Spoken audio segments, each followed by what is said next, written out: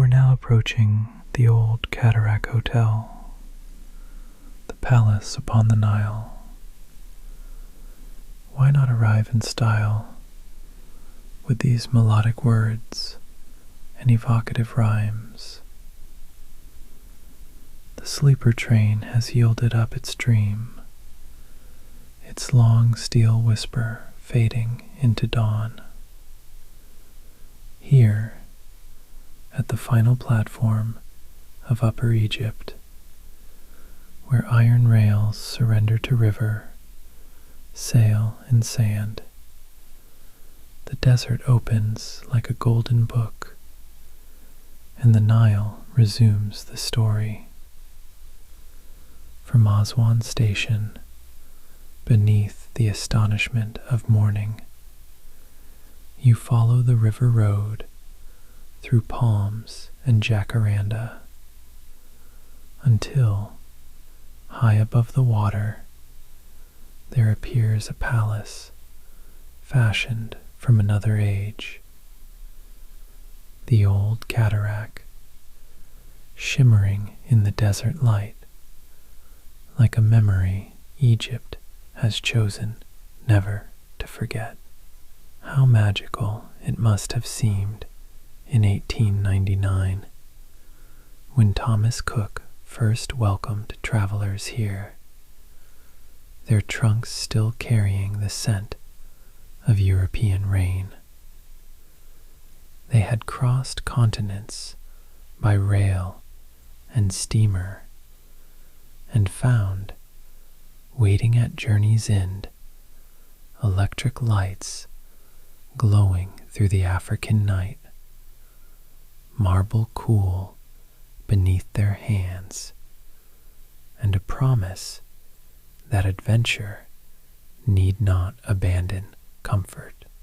Even now, as you ascend the staircase, the journey loosens its hold. A porter disappears with your luggage. Your room awaits beyond lofty corridors, its shutters thrown open to the Nile. Perhaps you step barefoot onto the balcony, drawn outward by the river's silver invitation. Below, feluccas drift silently past Elephantine Island.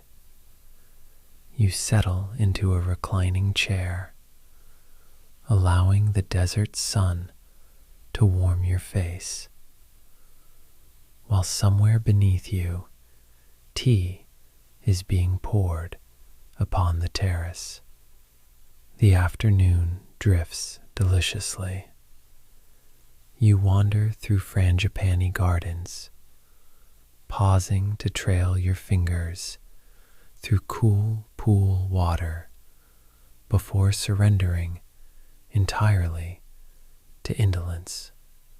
Later, beneath parasols, you watch the river traffic come and go, washing away the dust of long journeys as effortlessly as the Nile smooths stone. By evening, the true seduction begins.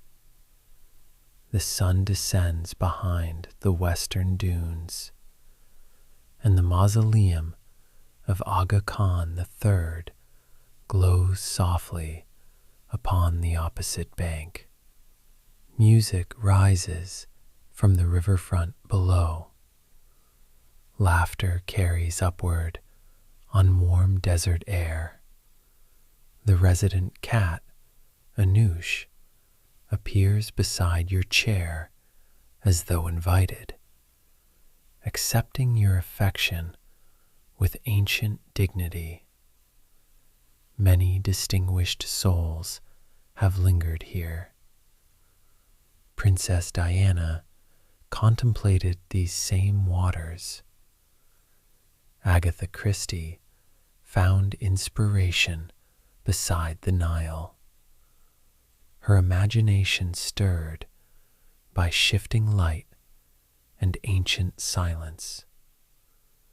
one can easily imagine her still, not writing, perhaps, but pausing at dusk upon the terrace, watching the river darken, waiting patiently for mystery to arrive. And as stars kindle above Aswan, you return once more to your balcony. The river gleams beneath the moon. A late felucca slips quietly through shadow. The perfume of the gardens drifts upward. Somewhere below, a glass is gently raised. The Old Cataract has survived empires, revolutions, fashions, and time itself. Still it waits above the Nile, serene and magnificent, welcoming each new generation of dreamers. For some, it is the beginning of Egypt.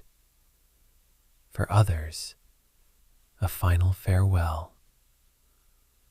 But for all who arrive weary from train or steamer, it offers the same exquisite promise that somewhere between river and desert, between moonlight and memory, life may yet become more beautiful than before. Ready for the real thing? Your stay at the Old Cataract, a verse still unwritten, a door still waiting to be opened.